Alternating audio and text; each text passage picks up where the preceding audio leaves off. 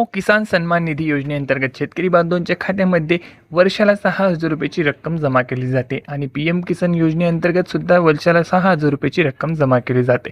PM किसान योजनेचा हप्ता शेतकरी बांधवांच्या खात्यामध्ये आधीच जमा झाला आहे आणि आता पुढचा हप्ता म्हणजे 24वा पीएम किसानचा हप्ता सुद्धा उद्या वाटपाचे जाहीर पंतप्रधान नरेंद्र मोदी यांनी केले. सोबतच देवेंद्र फडणवीस आपल्या राज्याचे मुख्यमंत्री यांनी सुद्धा जाहीर केलं की आता नमो शेतकरी योजनेचा जो हप्ता आहे तो 15 ऑगस्टच्या सणाच्या दिवशी जाहीर केला जाईल. म्हणजेच वाटपाला देखील सुरुवात होत आहे.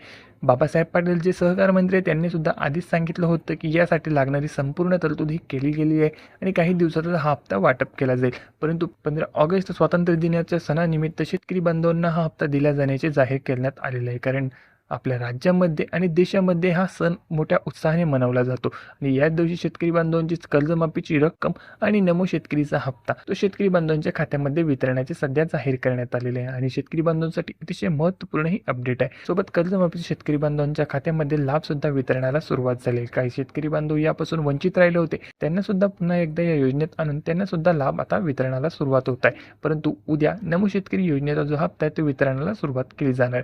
ध्वजारोहणाचा कार्यक्रम झाल्यानंतर थोड्याच वेळात शेतकरी बांधवांच्या खात्यामध्ये ही रक्कम अदा करण्याची प्रक्रिया सुरू होत आहे.